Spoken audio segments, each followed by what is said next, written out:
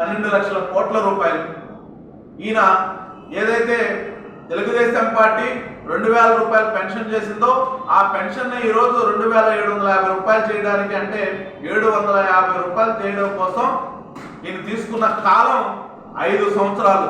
ఒరే సన్నాసులారా, నేను అడుగుతా ఉన్నా, మీకు పెన్షన్ గురించి మాట్లాడే హక్కు ఎవడిచ్చాడు? ఎందుకంటే తెలుగుదేశం పార్టీ అధికారంలో ఉన్నప్పుడు 2014 నుంచి 2019 వరకు 200 రూపాయలు ఉన్నటువంటి పెన్షన్ ని 2000 రూపాయలు చేసింది, 1800 రూపాయలు పెంచింది.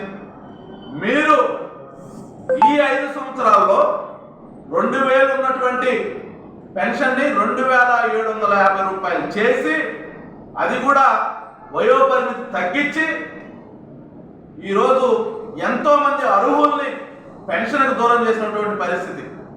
దానికి తోడు గతంలో తెలుగుదేశం పార్టీ అధికారంలో ఉన్నప్పుడు 2014లో ఆ రోజు పెన్షన్దారులు 34 లక్షల మంది ఉన్నారు ఆంధ్రప్రదేశ్ రాష్ట్రంలో.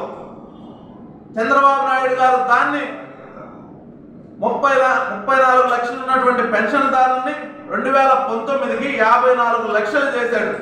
అంటే తెలుగుదేశం పార్టీ హయాంలో చంద్రబాబు నాయుడు గారు ముఖ్యమంత్రిగా ఉన్నప్పుడు 20 లక్షల మంది కొత్తగా పెన్షన్దారులకి పెన్షన్ అందించడం జరిగింది. ఈరోజు ఈ జగన్ రెడ్డి అధికారంలోకి వచ్చిన తర్వాత ఎంతమందికి పెన్షన్ పెంచారండి? కేవలం 10 లక్షల మందికి మాత్రమే.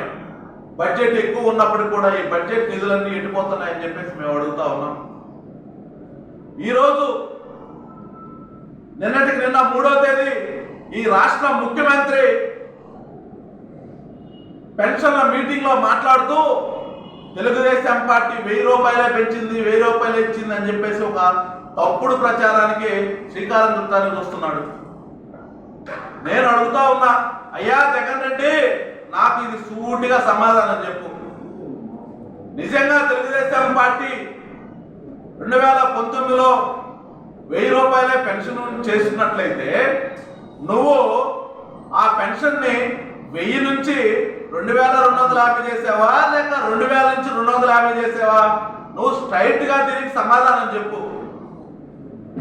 తెలుగుదేశం పార్టీ ఆ రోజు 1000 రూపాయలు ఉన్న పెన్షన్ ని 2000 చేసింది కాబట్టి 2000 నుంచి 250 చేయగలిగావు.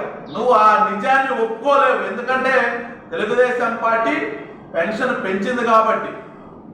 అదేవిధంగా ఆయన ఇంకొక మాట మాట్లాడుతున్నాడు, 39 లక్షలే అని చెప్పేసి పెన్షన్దారులు 2019 కల్లా ఆంధ్రప్రదేశ్ రాష్ట్రంలో 39 లక్షల మంది అని చెప్పేసి మాట్లాడుతూ ఉన్నాడు. కొంచెమైనా బుద్ధి ఉండాలి. ఎందుకంటే తమరే అసెంబ్లీ సాక్షిగా ఆర్టీఐ లెటర్ నెంబర్ 129/17/2/2021 అడిగిన ఒక ప్రశ్నకి మీరే స్వయాన సమాధానం చెప్తూ 54,47,000 మందికి 2019లో జగన్మోహన్ రెడ్డి అధికారంలోకి రాబోయే ముందు వరకు పెన్షన్లు ఇచ్చారని చెప్పేసి ఒప్పుకున్నారు. మళ్ళీ ఏ మొహం పెట్టుకొని ఈరోజు తప్పుడుగా ప్రజలకి స్టేట్మెంట్లు ఇస్తున్నావు అని చెప్పేసి మేము అడుగుతా ఉన్నాం. వృద్ధులకి, వితంతులకి, వికలాంగులకి ఎవరైతే ఇప్పటి వరకు మీ ప్రభుత్వం అధికారంలోకి వచ్చిన తర్వాత మీ తప్పుడు మాటలు విని మీకు ఎవరైతే ఓటేసారో వాళ్ళందరికీ కూడా తక్షణమే న్యాయం చేకూరే విధంగా చేయాలని, లేకపోతే తెలుగుదేశం పార్టీ 2024లో 2024లో అధికారంలోకి రాబోతుంది.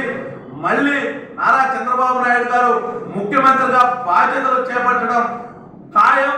కాబట్టి మీరు ఇవన్నీ కూడా ఏవైతే మీరు చేసిన అన్యాయాలు ఉన్నాయో వాటన్నిటిని బయటికి తీసి మిమ్మల్ని ఈ రాష్ట్రం నుంచి పాల్గొనడం కోసం ప్రతి ఒక్కరు కృషి చేస్తామని చెప్పేసి తెలియజేస్తా ఉన్నాం.